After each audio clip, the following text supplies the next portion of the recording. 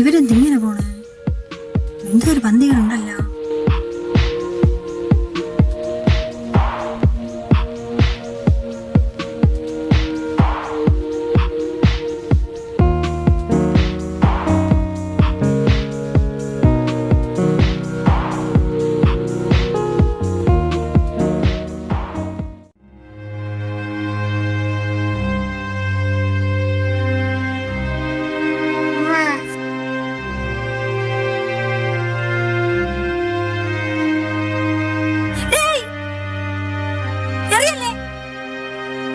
ഇങ്ങോട്ടും നീ എന്തോന്ന് കാണിക്കണത്?